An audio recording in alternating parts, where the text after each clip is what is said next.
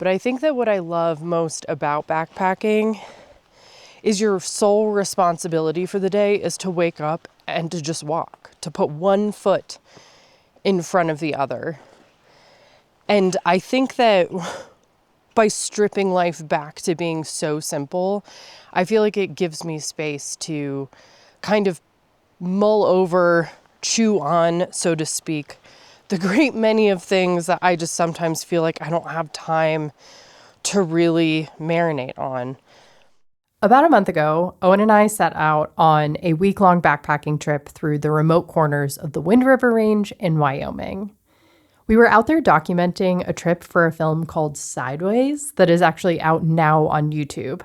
But while we were out there hiking, I decided to record a different side of the experience, one that seems to never have time to be shared in our video work. But I wanted to explore the organic thoughts that come up from hours on end of walking and just letting my brain go for a stroll entirely on its own. Here's where those mental wanderings took me. Welcome to Camp Nowhere.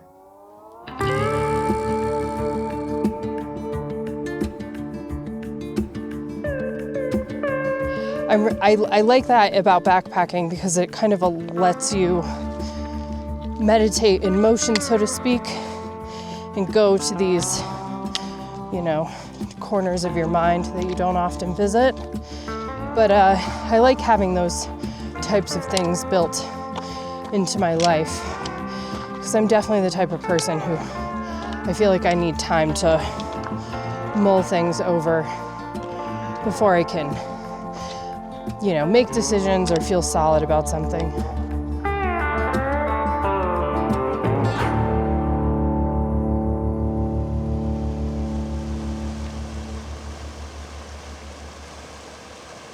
We are currently hiking along the headwaters of the Green River, which is the river that goes on to carve the Grand Canyon. Sorry, we're climbing. But it's so wild because this water that I am hiking along is in the middle of nowhere in Wyoming.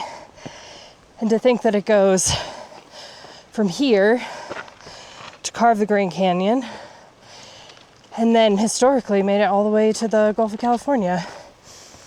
And that is very wild.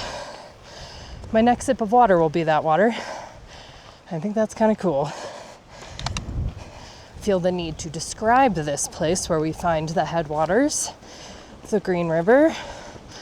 We are hiking in the backcountry of the Wind River Range in Wyoming. And we are in this deep bowl with sheer, incredibly craggy rocks kind of erupting, so to speak, out of this valley on all sides.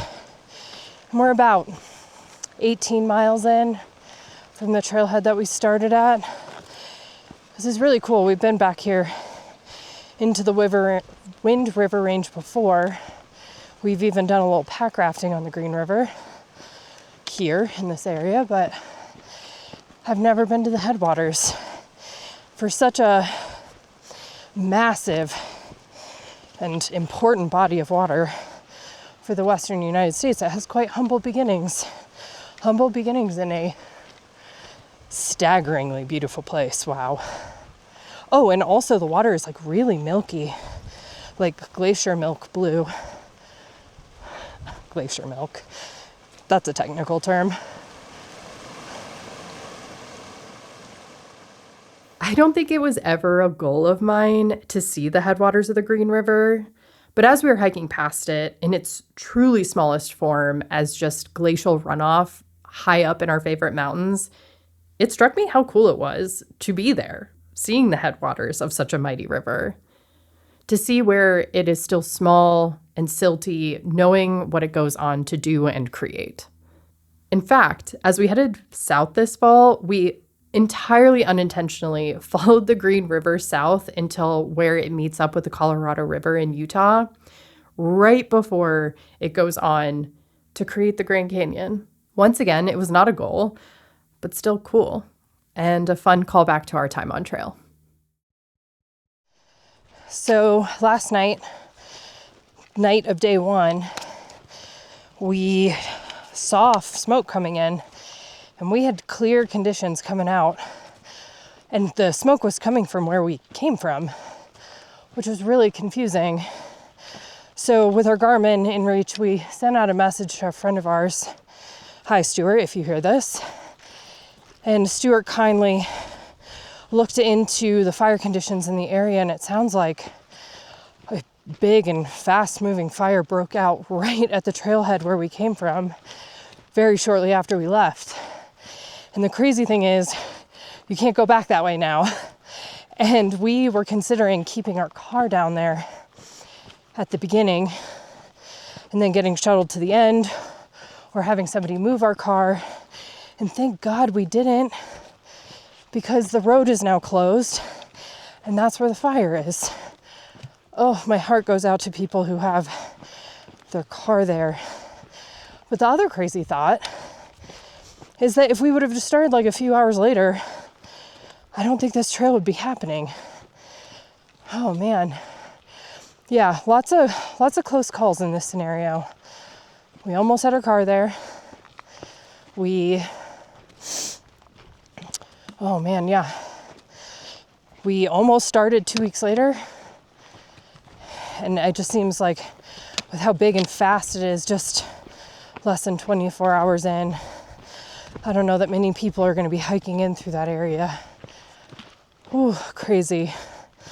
Feeling very thankful things shook out the way they did, though. That fire that I'm talking about was called the Dollar Fire, and it was actually started by a storm that we drove through getting to the trailhead. Thanks to our friend Stuart's intel, we were able to pass along all of the information that he sent us to those who were still hiking towards the trailhead that we saw on trail the next day. As of this time, recording this episode at the beginning of October, the fire is only about 85% contained and has burned over 20,000 acres. It has been going for well over a month. That is so insane to me. This is actually the second time that we've run into a fire on trail, and it made us realize how incredibly important it is to have a safety plan in place when you are spending time in the backcountry. I think it's important to have people who are not only keeping an eye on you when you are in the backcountry and can know where you are, but also having somebody know where your car is and to be able to keep an eye on it. So I do want to say thank you so much to our friend Stuart Pally for keeping an eye on us in terms of the fire. But I also want to thank my dad, because after the fire broke out and having this close call and this realization that our truck very well could have been at the trailhead, we reached out to my dad and we were like, okay, so a fire's broken out, we're fine, everything's fine, but this is where our car is. Can you please keep an eye on it like twice a day? Can you just check to make sure no fires have broken out?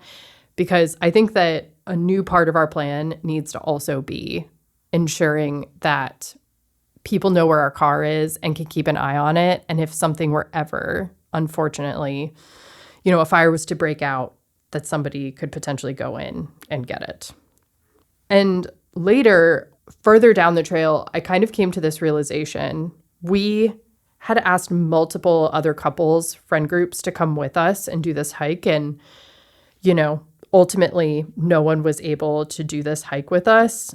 But the realization was, if somebody else had come with us, we would not have hired a shuttle service, which means that somebody would have had a car at that trailhead.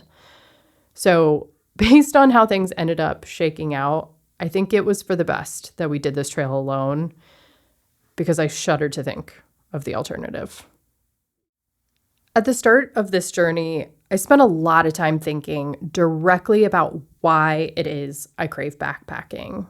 I just wanted to understand it. And to be honest, this trip came up because we were craving a long, hard backpacking trip. But why did I feel that way? Why did I feel I needed it? It's just so rare that in adult life, we just have so many responsibilities, so many things that we have to take care of, so many things that we have to do, so many things that we need to be thinking about. Backpacking really sets the stage for me in a way that few activities do to churn through this seemingly endless backlog of things that I think that I really need to spend time thinking on. But while I was out there, I think I came to understand that maybe the thinking, I'm putting it in quotes, that I needed to do was actually less direct or specifically thinking. Oh my gosh, that makes no sense. I'll just let myself explain. And particularly with this trail being so much off trail, we are not on trails. No two steps are guaranteed, and any misstep could be a broken leg, ankle, rolled ankle, sprained something, and we are out here. But I really just love that continuous problem solving, and it just demands so much of your focus to pay super close attention to everything that you're doing. And there's sometimes just like no time or space to think about anything else other than where you are placing your feet. And I feel like that does like a hard reset on my brain that I really, really like. Obviously, I can only speak for myself when I say this, but activities where your body and brain isn't focused entirely on the task at hand, it gives my subconscious space and time to work entirely on its own on things that I feel like I've mentally stockpiled. I think that this is actually probably the root of why I crave backpacking. It's this constructive time where I don't actually have to think about anything other than just putting one foot safely in front of the other. That time of kind of distracted thinking on a simple task allows for the problems/questions that I have to untangle themselves very organically in the background. Without a doubt, when I am exercising, that is when I have my best ideas. I feel like I always have these thoughts that just come bubbling up from the dark corners of my being, seemingly out of nowhere. But I think that I'm starting to realize that it isn't actually coming from nowhere. It's coming up because I've set the scene to allow these things to sort themselves on their own in my subconscious. And I don't think that we as adults get enough time in our day-to-day lives for this type of focused non-thinking. And I think that it's just another reason why this feeling of craving comes up to spend long, arduous hours just traipsing through the wilderness. But this also got me thinking about the other end of the spectrum. And it's so funny because there's been so many occasions where I'm just like, why the hell do I like doing this? It's just like a lot of pain, almost continuously. But I think that there's something somewhat gratifying about it because you just have to keep going. So, okay, like I said, this was a bad thing and now I'm already saying it's a good thing. But you come to realize that you can keep going past the discomfort. And oftentimes, if you don't give it power, if you don't talk about it, and you just keep going, pushing forward, that stuff will often recede, for me anyways, into the background. And I'm not talking about like severe pain. I'm just talking about general aches and pains from exerting yourself for 11 hours a day. But I think that while you're in pain, that is when I particularly am like, why the hell do I like this? Or when I'm laying in the tent at night and I can't fall asleep because literally everything in my body hurts. Every corner is aching. There's no way to lay comfortably because everything hurts. So yeah, that's definitely a downside. And then I also just really, despite the fact that, I don't know, I live the way that I do, I really don't like going to bed dirty, like feeling sticky and nasty. Ugh, it's the worst. So yeah, those are definitely some downsides. But at least one of them comes with a positive. I'm clearly delusional. In the end, I think that pain can wear on you over time if it's not the right type of pain, which I'm fully aware sounds very sadistic. But the right type of pain can be a very meditative experience. And I think that there's a lot to be learned from that variety. But there's also the wrong type of pain. And I think that that's the kind where you know that something is not performing the way that it should. It just feels like something is maybe off or not working properly due to exhaustion. On this hike in particular, I was dealing with a very confusing mixture of both the good kind of pain and the bad kind. As far as the bad kind of pain is concerned, I was having shooting pains in my ankles and one ankle, and then it was radiating up to my hip. And all of these are places I have never hurt before. So this is a note to myself to look into shoe inserts. I'm hoping that's going to help.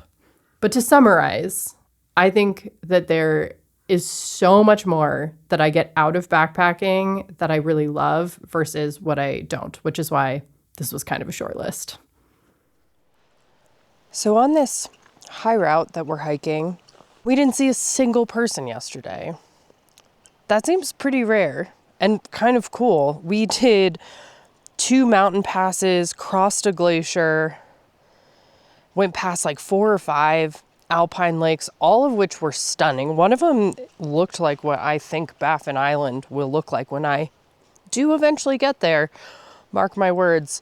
So yeah, just like really unique and rare experience to go a whole day of hiking in a very popular area and not see a single soul. The Wind River Range has a large network of established trails, a lot of which are very, very popular.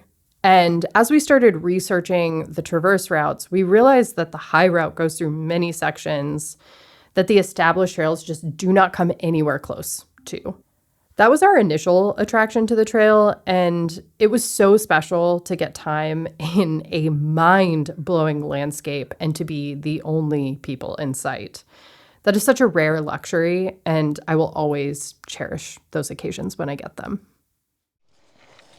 There is great satisfaction in developing a fluency with your gear, as in you're fast, you're efficient, you know what you're doing.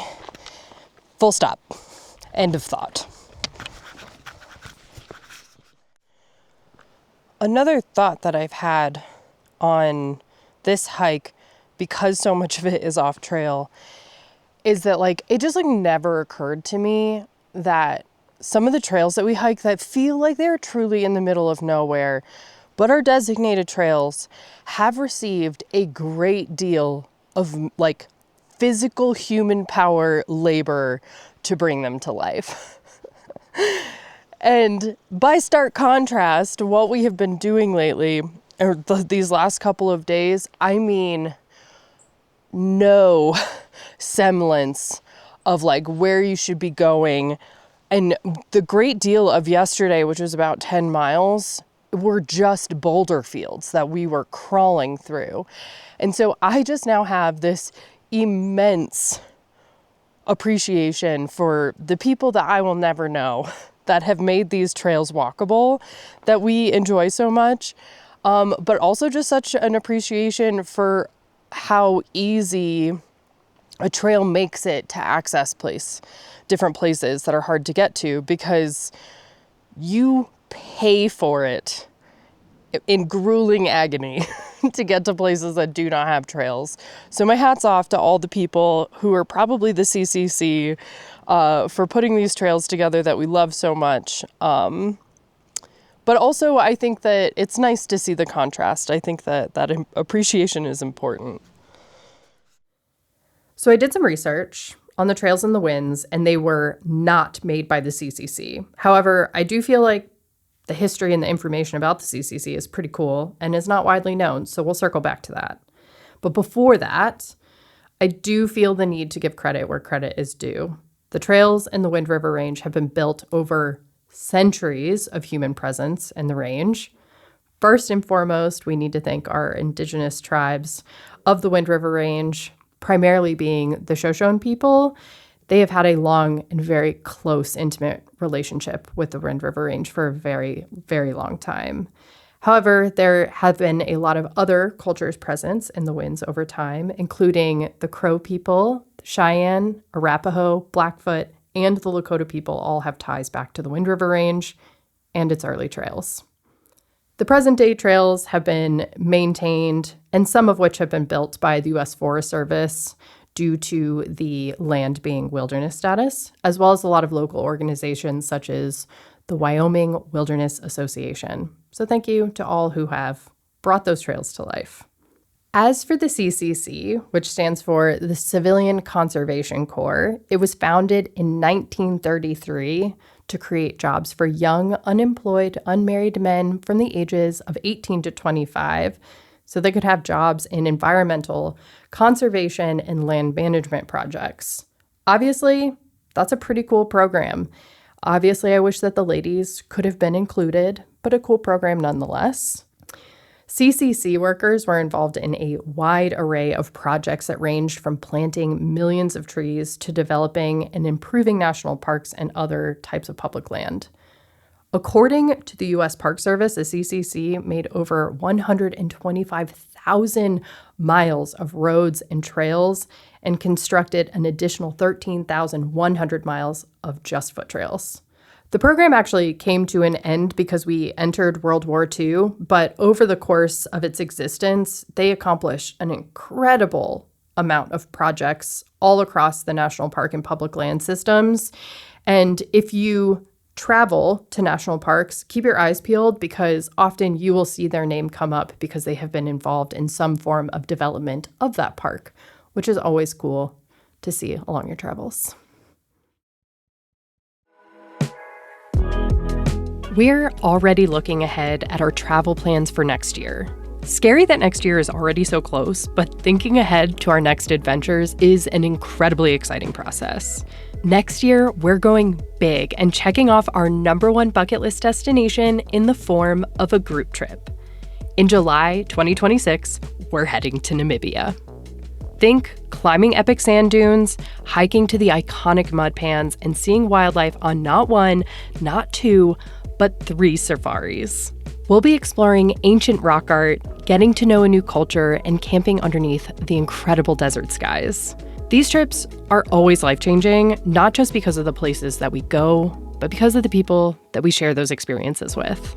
We'll handle all the logistics. All you need to do is show up ready for an incredible adventure. Space is limited, so check out all of the details via the link in the show notes.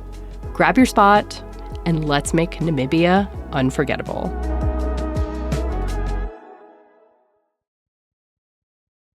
You didn't seriously think that I would let you go without spending at least a little bit of time being super nerdy about nature, did you? Okay, good. Because here we go. Yesterday, as we were coming up and over a pass, we came across the single largest weasel I have ever seen. It was the single largest weasel we had ever seen because it wasn't actually a weasel, but we'll come back to that. It was bigger than our cat Boo. It was also really playful. It kind of followed us down and then proceeded to play in a snowdrift that we slid down. But it's made me realize, or just seeing where plant life lives and all these animals, it's amazing how persistent life is and where it can flourish, truly. Sorry, I'm so out of breath. I don't know why I decided to do this while we're climbing. Whew. But this is a note to myself to look into, do weasels hibernate and do pikas hibernate? We've been seeing a ton of pika. So cute. The cutest rodent that I think has ever graced the earth. Pretty much a ball with fur. But they collect flowers and plant matter and they stash it under rocks to eat in the winter, which leads me to believe that they don't hibernate. But it's quite interesting because we've come across a couple of plant caches, and it is amazing how much plant matter they have gathered. It's like billowing out from underneath rocks. So yeah, definitely want to look into that more. Turns out my on-site knowledge of animals in the mustelid family is not great. Mustelids, just so you know, are the carnivorous mammal family that contains weasels, badgers, otters, polecats, martens, grissons, which I wasn't familiar with, and wolverines. After some careful research, I did find that what we saw that day was actually an American marten. I just had weasels on the brain because we had just seen a weasel a few days earlier, which is much smaller, and it ran through our camp that first night on trail. Still really cool though. All right, now let's answer my own questions about these characters. Weasels, martens, and pikas. Pikas, by the way, are not in the mustelid family. They do not hibernate. However, they all prepare for winter very differently, and it's quite fascinating. Least weasels, which is what we saw on that first day run through our camp, they have a chestnut brown coloration with a white chest in the summer, but in the winter, their coat turns completely white. They remain active all year and have to store a surplus of food in their burrows to survive the winter. But I think that the craziest adaptation that they have is that their brains shrink in the winter to use less caloric energy. You can always count on nature to do some crazy shit in the name of survival. That is so insane to me. Martens, like the one that we saw coming up and over the pass, they do not change colors. Their brain does not shrink, which sounds kind of lame. I maybe shouldn't have led with all the crazy stuff that a least weasel does. However, they do become far less active in the cold months for the sake of conserving energy, which, same. Last but not least, pikas, they're very active year-round and have extremely high metabolisms that require them to eat nearly constantly, including through the cold months of the year. Pikas spend all summer collecting and storing large piles of plants called hay piles, which is what we saw stuffed underneath the large rocks on trail. And to access these hay piles in the winter, they travel through self-made tunnels under the snow. Pretty dang neat. But yeah, it's so cute. The pikas, they run around. They look like they have these huge bouquets of flowers and grass in their mouth. It's absolutely adorable. I will say, regardless, all of these critters live in incredibly unforgiving landscapes, and I just find it to be incredibly fascinating that despite their size, they have made full adaptations to make their life work for the environment that they live in. Life, it always finds a way.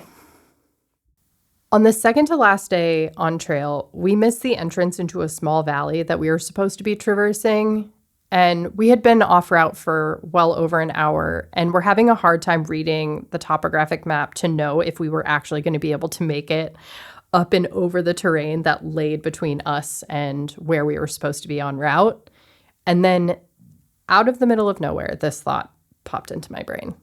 The path forward is not always clear, but if you take a few steps forward, it will make the next few steps known, and you just keep doing that over and over and over, and it eventually will get you to where you need to be. Lessons from the trail. Far too often, I feel like we want to have everything figured out before we make a single move. But in reality, you have to start taking steps forward to make it clear what your next move even should be. Eventually, we did make it back to the trail. The detour probably cost us over an hour, and I think that we probably also hiked an extra mile. It wasn't until later that we realized that if we would have stayed on pace, we would have been in an incredibly dangerous place when a storm hit us later that afternoon. So see, you always end up where you need to be.